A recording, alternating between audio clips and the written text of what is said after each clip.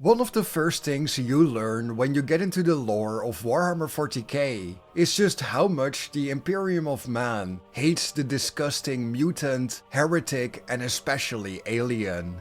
Xenos empires have tried to wipe humanity from the galaxy on thousands of occasions. The God Emperor himself led a great crusade over 10,000 years ago, trying to wipe these abominations from the stars and reclaim humanity's birthright as the rulers of our Milky Way. But in recent years, with new Xenos species like the Tyranids starting to enter our galaxy, countless billions of Necrons beginning to awaken, and even new upstart species like the Tau popping up all over the place, the Imperium has been faced with new challenges, and it genuinely does not know what to do. So what has the Imperium done to survive? What have the High Lords of Terra and even Rabute Guilliman, returned Primarch son of the Emperor, decided to do?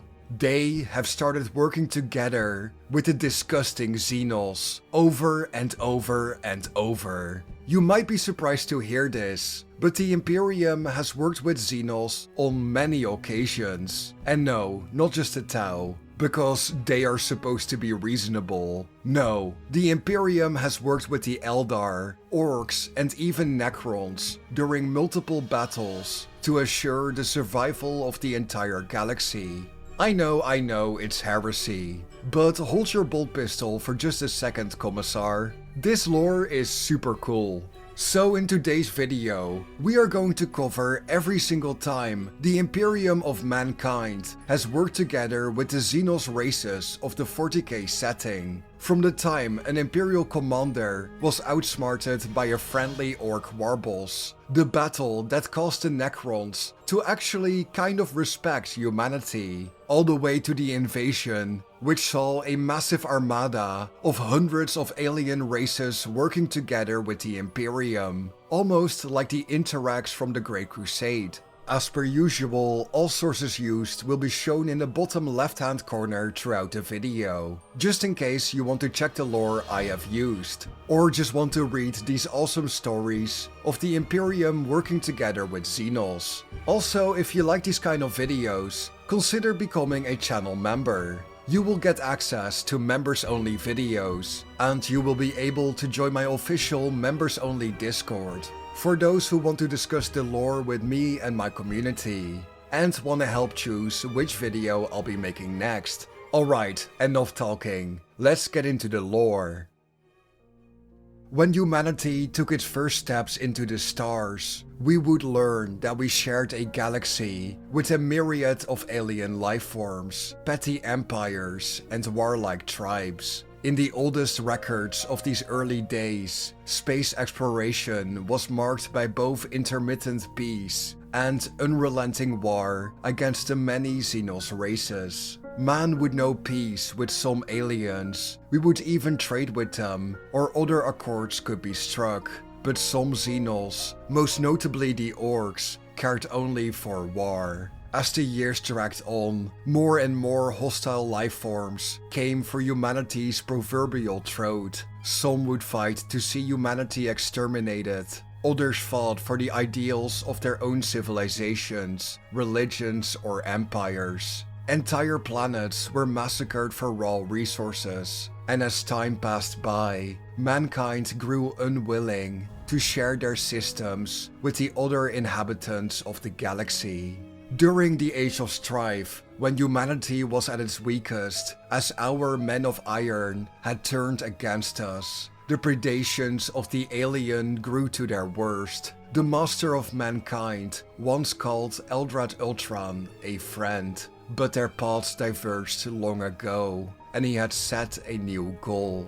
When the Great Crusade started, the Emperor taught his Primarch sons and the wider Imperium to destroy anything that stands in the way of the progress of mankind. Even War Master Horus spoke of the delight he took in killing aliens. These wars were simple and almost entertaining. There was no restraint, regret, remorse, or peace to be shown to the Xenos menace. To add insult to injury, the Cabal, a Xenos alliance, played the Horus heresy against the Emperor, wanting Horus to win so that chaos might consume humanity and then turn in on itself. Now the Imperium continues to preach hatred against the Xenos. 10,000 years of eternal war have made mankind's heart bitter and filled with contempt for the alien. But in the age of the Indomitus Crusade, man faces more enemies than ever. Minor and greater Xenos forces attack the Imperium, taking away precious resources which were otherwise dedicated to defeating the Chaos Legions. Every day, countless billions lose their lives to the dreadful Xenos, but while some humans have made their peace with the alien, such actions only invoke the wrath of the wider Imperium. With the galaxy threatened as it is right now, could the Imperium and some of the Xenos races put aside their differences? After all, the Eldar and the Necrons share a hatred for chaos. Together with the Imperium, these factions are the only thing holding back the ruinous powers. Can they work together and overcome this unrelenting assault? Or will they falter due to petty infighting? Well, in the more recent lore of Warhammer 40K, it has actually been happening more and more often. So let's start with number 1, the Imperial Guard working together with the Orcs as they fend off a massive Tyranid invasion.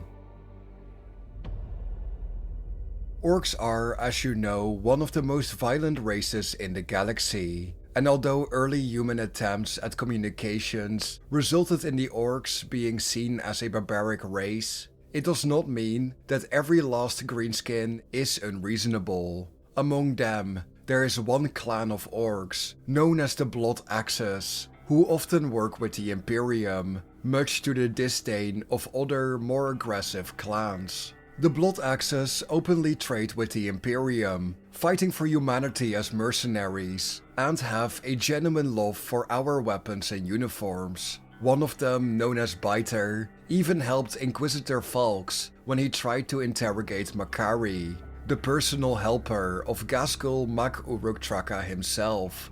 During their brief time working together, Biter dressed like a commissar, leather greatcoat, peaked cap, and a chest full of medals, trying to mimic the average Imperial officer he had seen on board of the Imperial vessel.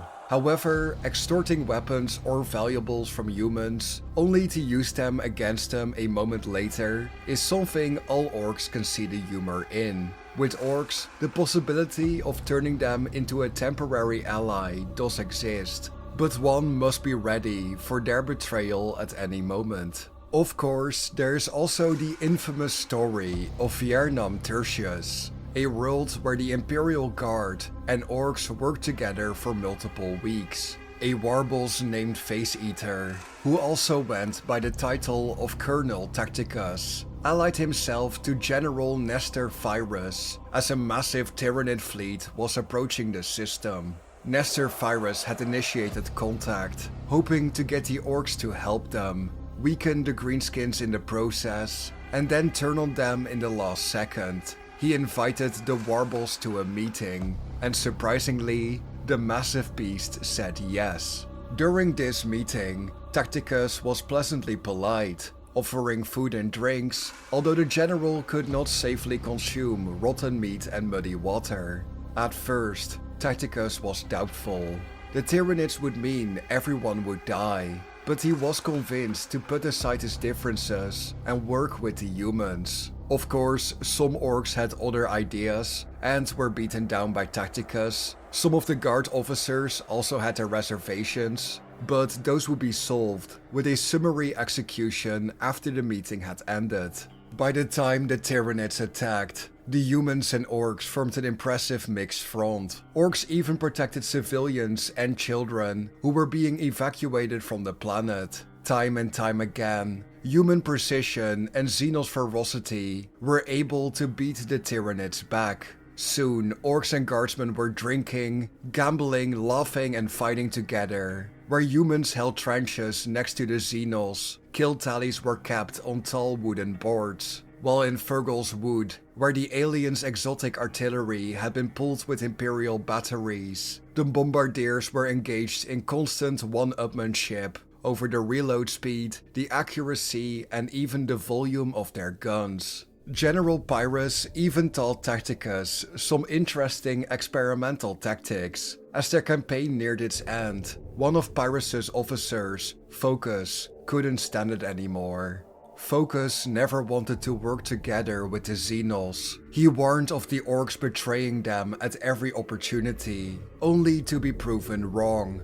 Yet Focus argued for the general to leave the planet. Focus would lead the remaining guardsmen in a suicidal last stand, killing both the orcs and the Tyranids. Yet Pyrrhus refused. He had new grand ambitions. He abandoned his plan to betray the orcs. Instead, he wanted to use Taktikus and his boys as a weapon for the Imperium. This would turn out to be a vital error, as Taktikus talked Pyrrhus into fighting like an orc during the final battle.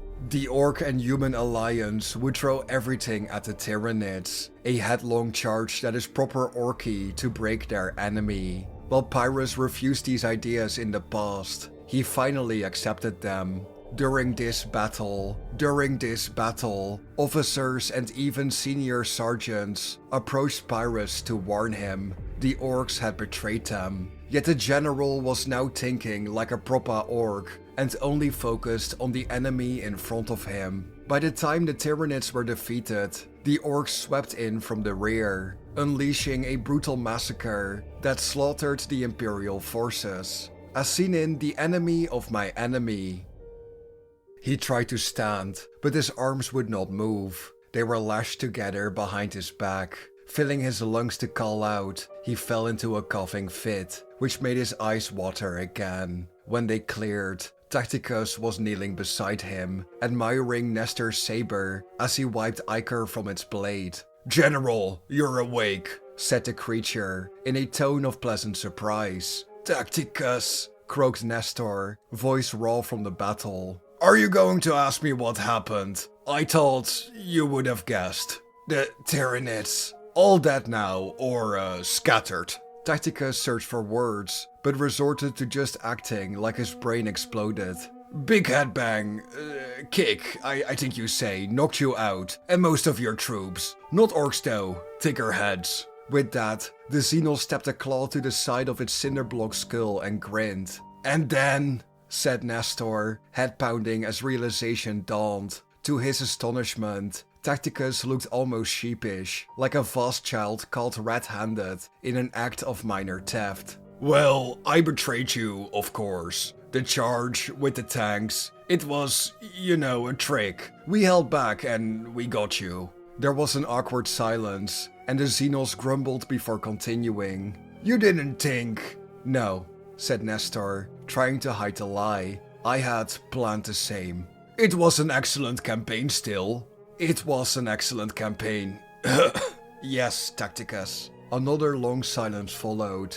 Taktikus looked curiously at Nestor, and Nestor looked back at Taktikus, who was no longer the nightmare hobgoblin he had first met in No Man's Land, nor the clownish oaf who had played with model tanks in the war room. No, while his betrayer had plenty of each aspect, it was also something else entirely. He supposed that alien might be the right word for it. "I suppose the lesson is something about knowing your enemy. Reminds me." Then the beast issued a string of throaty barks in its own tongue, and Colonel Focus was dragged from the tank's shadow, led on a rope by a dull-eyed Hulk. "Now this one, he knows his enemy. He was a sharp one, in fact. I'm going to keep him. Colonel Focus, please tell the General the big Imperial rule about negotiating with Xenos." "Don't," mumbled Focus through broken teeth and spat blood on the ground. "Good," said the alien, nodding, and handed the man Nestor's saber. "Now teach the General his lesson." Focus trudged forward, under the inquisitive gaze of the orc, sighing. With what he suspected was relief at last, Nestor closed his eyes and waited for the saber's kiss. It's a pretty insane story. Humans being outplayed by the orcs, but at the same time, reaching the goals of the wider Imperium. The Tyranids have been slaughtered, and if someone arrived just in time, the last remaining greenskins could easily be swept away. Now, I'm just going to give him a quick honorable mention before moving on, but Herman von Straub, the previous ruler of Armageddon, ended up betraying the Imperium and helping the orcs during the Third War for Armageddon. With his betrayal, an entire hive city fell to the orcs. A reasonable crash out when you realize that Lord Commander Dante himself wanted Straub executed for his failures during the Second War. But moving on from the orcs and their barbarous betrayal, how dare they turn on us before we turn on them? Let's take a look at number 2, the time an Imperial Navy fleet worked together with a massive armada of mixed Xenos races.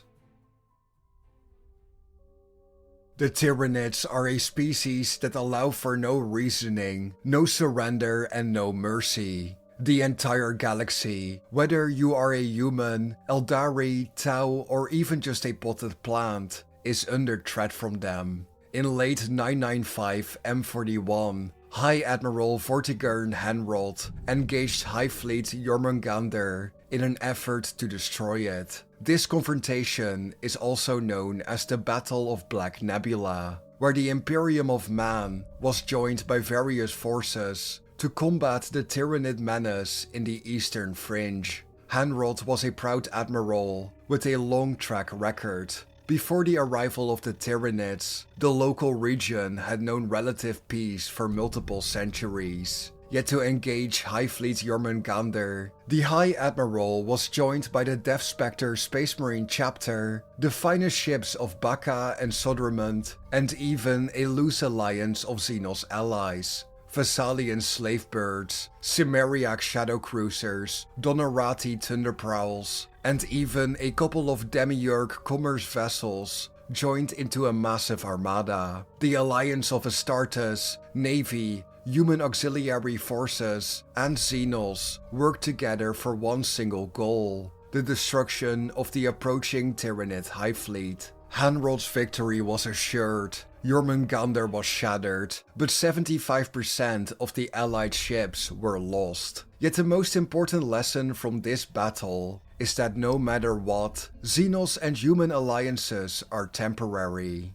5 years after this conflict, Henrold would exterminate the Cimmeriac Xenos with no remorse or hesitation, having completely forgotten what they had done for him years before. Absolutely brutal, getting helped by a bunch of Xenos with no intention to betray you, but then turning around and genociding them anyway after the job is done. Humanity number 1, baby. Moving on to number 3, which is going to include multiple entries, as this is all about every single time the Imperium and the Tau have worked together. With just how much of a threat the Tyranids pose to the galaxy, it should come as no surprise that both the Tau Empire and Imperium are more than willing to lay aside arms to hold them back together. And perhaps one of the most infamous examples of Tau and human alliances is when Commissar Caiaphas Cain, hero of the Imperium, fought alongside the Xenos to defeat a Tyranid splinter fleet. The situation was rather tense. The Adeptus Mechanicus were particularly annoyed at the Xenos tech and use of AI. But it was because of Cain that the Tau and the Imperium were willing to fight together. Not only was the world of Quadravidia saved, the place where Cain was originally sent to fight the Tau, but both sides continued working together in a campaign to exterminate the Tyranids and protect their borders. Yet the Imperium, including Cain, would consider the Tau as unreliable allies. And as you might expect, the alliance would be short-lived between the greater good and the will of the Emperor. However, even when engaged in an active war, the Tyranids are still treated as the greater threat than any of the two other sides. on Phaedra, a world of the Tau recently claimed from the Imperium, a Watercast ambassador encountered the lone survivor of a Deathwatch kill team. The Tau had found this inquisitorial facility where the Imperium experimented with the local fungus to try and create a weapon to kill the Tyranids. This experiment went horrifically wrong as the Tyranids developed spores with which to corrupt and dominate other life forms. So the single Deathwatch Marine and the Tau ambassador completed the original mission by destroying the entire facility with all of the fungi-altered bioforms and their spores, assuring the evil could never spread. To round off the Tau and the Imperium working together, I have found this absolutely insane story. I can't even begin to explain it myself, so instead, I am going to let Colonel Schaefer explain it instead, as seen in the novel Kill Team. So far, you have been training blind. Now we begin to prepare for the mission in earnest. It is our task to assassinate an alien commander who has been causing the Emperor's servants considerable pain, and his own rulers at the same time. With their collaboration, we will infiltrate his base and kill him. Schaefer pulls the cloth back off the table to reveal a skill model of a bizarre-looking building. It was a massive dome, big enough to house a small town, and the colonel removes it. Under the dome, he reveals an open plan of the interior, divided into numerous large chambers. The chambers look remarkably similar to the training base. Some of them have small jungle trees inside. One even has a little replica of a beach. Another what looks to be the outskirts of an imperial city. This is the target area. The alien we are hunting is from a race who call themselves the Tau. He has some unpronounceable heathen name, which I am assumed by the lexist translates to something equivalent to Commander Brightsword. Now, this Brightsword virtually rules one of the Tau worlds, only a few weeks travel from the Sarkassa system that falls within the Emperor's dominions. Over several years, Brightsword has been very aggressively sending colonizing fleets into the wilderness space surrounding Sarkassa. We believe it is his intent to invade this system within the next 2 or 3 months. His superiors, the rulers of the so-called Tau Empire, very wisely wish to avoid a bloody and costly war with our forces and have agreed to this cooperative strike. He pauses to let the full weight of this settle in. These aliens, these Tau, are helping us kill one of their own commanders. Either they must be really scared of what we'll do to their little empire if Brightsword goes ahead with his mad plan, or they don't really have much of a sense of loyalty to their own people. Excuse me, Colonel? Guardsman Quidlon raises his hand slightly. Why are the Tau engaging in this mission with us, rather than simply removing Commander Brightsword from office, or perhaps covertly removing him themselves by other means? Unlike our own great Imperium, the Tau have no great emperor to bind them together. They are godless, as far as we can tell, and have this strange concept, which the Tau call the greater good. Their empire supposedly sustains itself through harmony between all of their subjects, rather than by making the supreme sacrifices the Emperor asks of us. As you might understand, with no guiding hand, their empire is very fragile. Any hint that there are those not working towards this fictitious greater good undermines the whole basis of their society. They cannot admit to their citizens that one of their commanders is in essence a renegade.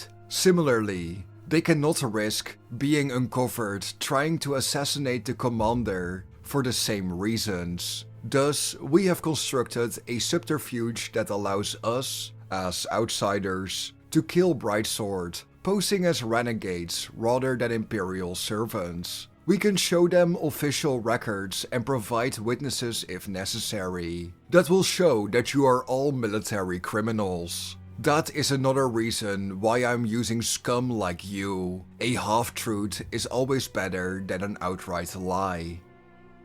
Now, when it came to the assassination attempt, as you might expect, the Inquisition was also involved, and they wanted not only to see Brightsword killed, but they also immediately began a full-scale attack against the Tau. For all their firepower and diplomacy, the Tau remain rather naive and unable to properly react to such betrayals. But switching from the Tau to the Eldari, let's take a look at what Eldrad Ulthran has done for the Emperor and the Imperium over the last 10 millennia. As I stated earlier, Eldrad was once a friend of the Emperor, a connection we sadly know very little about. But what we do know is that Eldrad has worked with the Imperium on dozens of occasions. However, while Eldrad once hoped to save the Imperium from chaos by warning Fulgrim of the corruption of Horus, his primary focus is and always has been his own people. No matter the action he undertakes, Eldrad works to save as many Eldari as he can and to oppose the forces of chaos. For example, he caused Gaskull to attack Armageddon so that the Eldari would be spared from the Orc onslaught. Once, Eldrad was the High Farseer of Ultway, but after a failed attempt to awaken Yanid, which caused millions to die because of a single mistake, he has now been exiled. For a while, he joined the Ynnari, but left because of their nihilism, with his followers mostly coming from Craftworld Ultway, who still believed in him. Eldrad is seeking to make amends with his Craftworld. But back to Eldrad helping the Imperium, starting with the Horus Heresy. Eldrad, of course, tried to warn the Imperium about the coming heresy, but failed. After that, he started to work against the Cabal. The Cabal was a gathering of Xenos, including Eldar, who wanted Horus to win this civil war and destroy all of humanity and with it chaos. Yet Eldrad did not believe their plan, so he actively fought against it. He went as far as convincing the Cabal's primary agent, John Grammaticus, to stop working for them and instead save the Imperium. Just by turning John Grammaticus, Eldrad would dramatically change the balance of power. Vulcan, for example, would be saved instead of killed with the Fulgurite, which could end his perpetual nature. Eldrad went even as far as to destroy the Cabal during the Horus Heresy,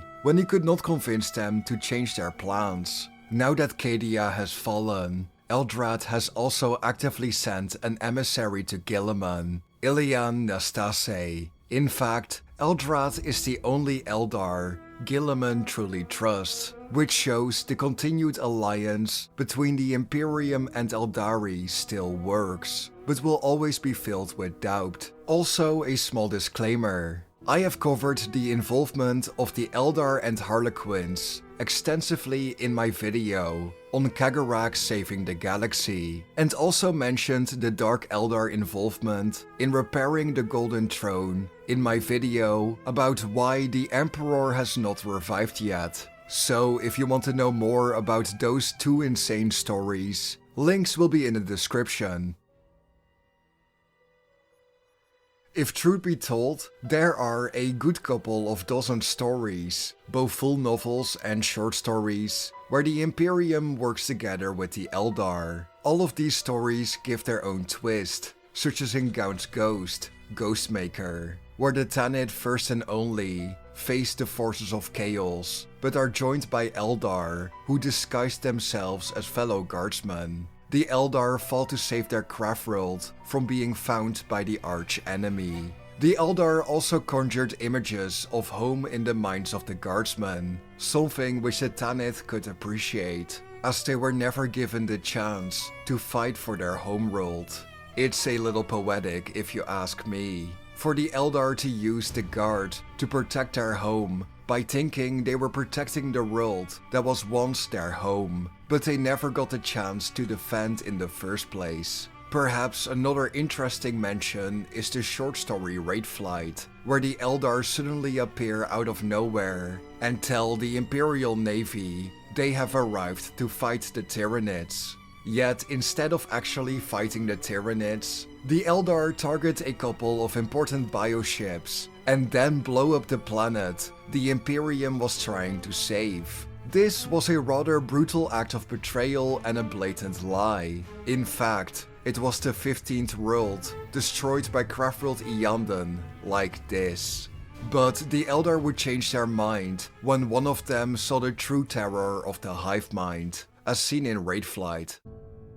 For eons, it seemed, it held her in its gaze, and there was fury in that examination. The dragon was angry, and it was angry with her. Not with the galaxy, or this sector, or her species, but with her personally. The promise of endless torment came from it, her very being enslaved to its ends and used against others, her body rebuilt over and again, so that it might suffer the dragon's revenge. Terror of a kind she could not have conceived of flooded her mind. Iana screamed again, and this time, every Eldar in the fleet screamed with her. Iana's eyes were fixed on the desperate battle. The High Fleet was shattered, even bereft of direction. The individual ship beasts were still deadly, and the humans were outnumbered 20 times to 1. She watched as one of their light cruisers was snagged by a trio of Kraken ships. It broke apart, its reactor dying with a bright plasma flare. She came to a decision. "Lord Admiral," she spoke aloud. There was a long pause before Calamar answered. "My lady." His voice was weak. "What is the status of your ship, your fleet?" "They are undamaged. My crew are distressed. Some are dead." "Rouse them." "What was that?" "The Great Dragon. Bring your ships back into battle order." "We do not return to Iyanden." "We do not return to Iyanden. We remain to help the Mon K." "That was not in the plan." "Plans change. Every weapon will be needed in the coming fight." Slowly, the Eldar fleet regained its prior order and drove on back at the Tyranids. "Tell the humans we are coming." Yetelmenir nodded. His face bore lines it had not before. Iana slipped back into her couch and reconnected with the dead pilots of the raid bombers, informing them of their new task. They welcomed it gladly, for the vengeance of the dead knows no bounds. Isn't it insane that the hive mind can have a personal vendetta against you? Just like that time with Tigurius, the chief librarian of the Ultramarines. Let me know if you want to see me make a lore deep dive into every person the Tyranid hive mind hates personally. Yeah, not just wants to eat, but genuinely hates. The final story regarding the Eldar working with the Imperium I want to tell is that of the Curse of Alganar, also known as the Black Oculus. On Talern, miners would find this relic by accident. It is this black circle, almost half a mile across, and when they excavated this circle, disaster would strike. A custodian of the Black Library felt a disturbance. The Curse of Alganar, legend of evil from before the fall, vortex of unimaginable power, one of the 3 mythical gateways of the gods, was being activated. To combat this evil, the Eldar awakened the Avatar of Cain and immediately attacked. The fate of the Eldar species hung in this mission. The Talern Desert Raiders fought back hard, but the Eldar were unrelenting. Before any side could claim dominance, demons started to pour out of the Oculus. The Talern and Eldari were quick to combine forces, the Eldar focusing on the Oculus, while the Desert Raiders harried the demons. With skill and cunning, the Talern drew out the Chaos battle lines. Choosing their targets carefully, the Talern launched assault after assault, always retreating before the Chaos hordes could turn to meet their fire. It was a tactic calculated to drain the power of the horde, and it worked better than even the crafty Sons of the Desert could have hoped. Together, the Xenos and humans banished the forces of chaos, promising peace and friendship when it came to fighting the ruinous powers. The Talon would rebury the Oculus and place the strange Eldar runes on it, so it could be prevented from ever awakening again. Alright, those were the main Eldar stories I wanted to cover today. But let's take a look at the Necrons, because yeah, Space Marines, Adeptus Mechanicus and normal guardsmen have actually worked with the Necrons on multiple occasions.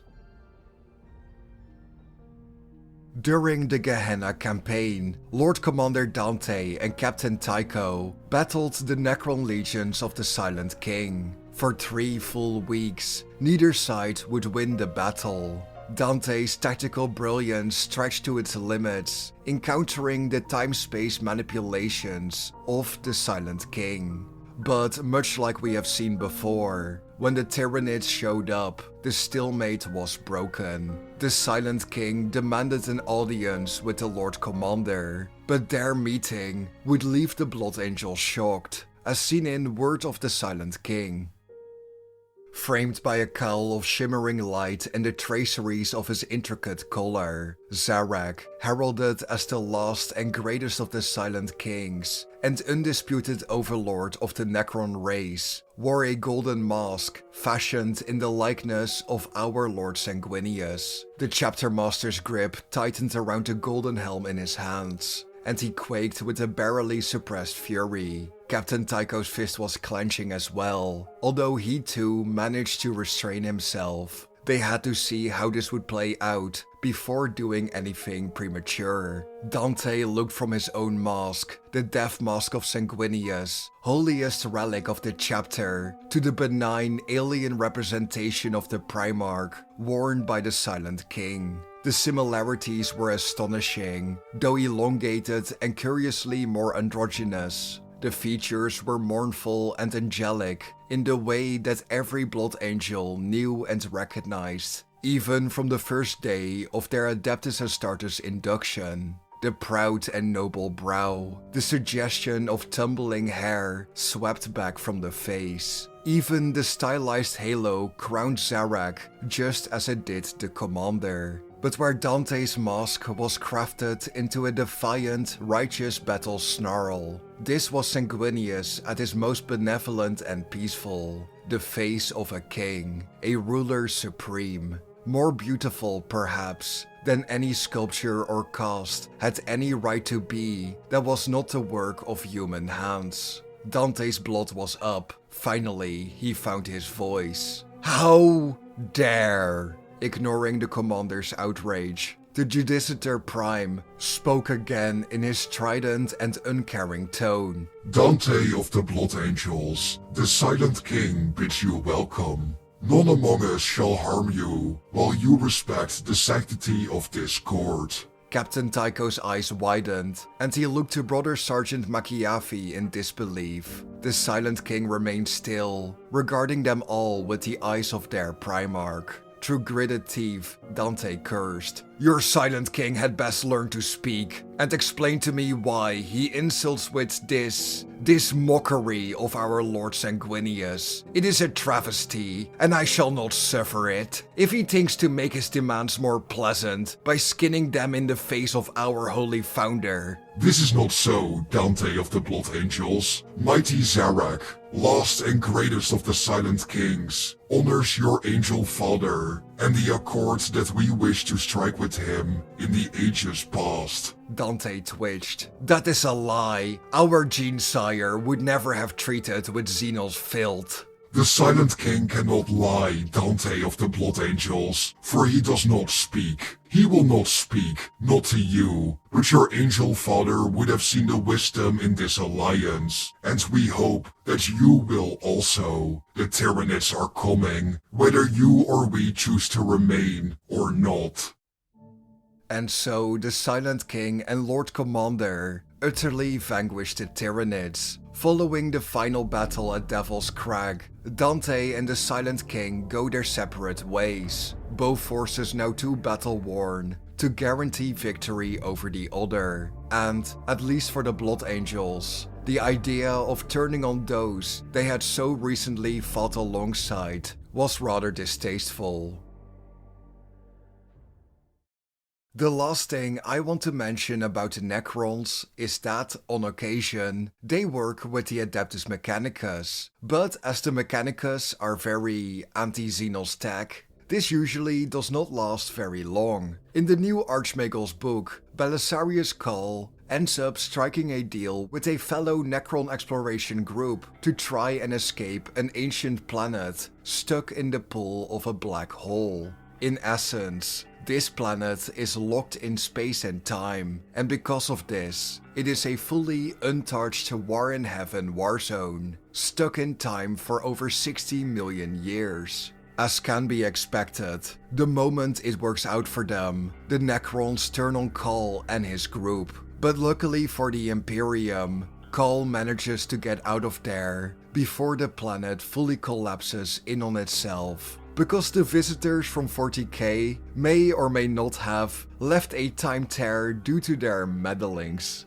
There is a lot more super cool lore that gets dropped in Archmagels, but for now, I won't spoil too much of the bigger picture. Finally, let's take a look at the rogue traders, the infamous swashbucklers of the Imperium, who explore the furthest reaches of the galaxy and work with many Xenos species on a near constant basis, if there are no spicy inquisitors around, of course. When it comes to rogue traders, the best in-lore example of them working with Xenos is the amazing Blackstone Fortress novel. Here we follow the story of Janus Drake, a rogue trader, and in his entourage there are a couple of interesting figures, such as Dayak Greg and Amelin Shadowguide. Amelin Shadowguide is an Eldar Ranger, and when joining the rogue trader in exploring a Blackstone fortress, the priest Thaddeus was less than pleased. Immediately, he pointed his gun at her, and then she roasted him as a false prophet of a misguided church. Drake managed to keep the peace, but for the rest of their journey, Thaddeus and Amelin were difficult, to say the least. Amelin also seemed to enjoy annoying the priest, but in battle, they would put aside their differences to survive and help each other on multiple occasions. Of course, Dayak Greg is a crude mercenary, but for him, we turn our attention to Liber Xenologis, where he helps Drake document the Xenos and abhumans of the galaxy. Some of his side comments are just hilarious, such as when Greg beat an Ogrin in arm wrestling, got into a fight because the Ogrin was upset and then ate said arm, or how Drake is frustrated with Greg's eating habits and lack of hygiene, and that he treats mites that infest his body as both food and pets. His comments on Felonids especially are great. I really recommend you give the Liber Xenologis a read. It is a goldmine of fun and niche 40k lore.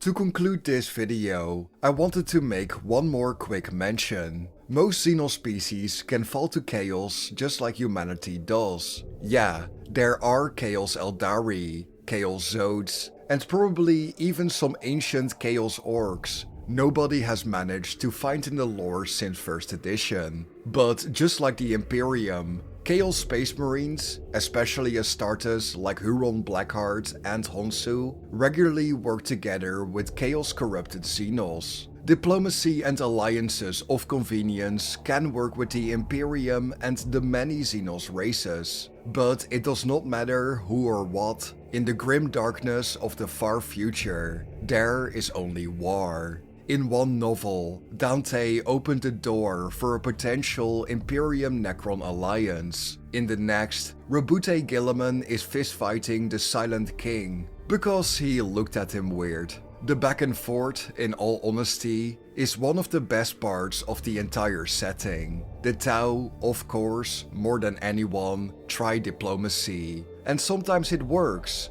But then their belief in the greater good means everyone must fall under their rule. it is also a good reminder that humanity as a species is absolutely terrified of mutants, AI, Xenos and traitors. The Age of Strife changed us, and just like we see in real life, species-wide trauma can show up in your genetics, and indeed change the way future generations look at existence. But yeah, as a whole, diplomacy in 40k is almost pointless. Everyone stabs each other in the back, and usually it is just about who backstabs the other first.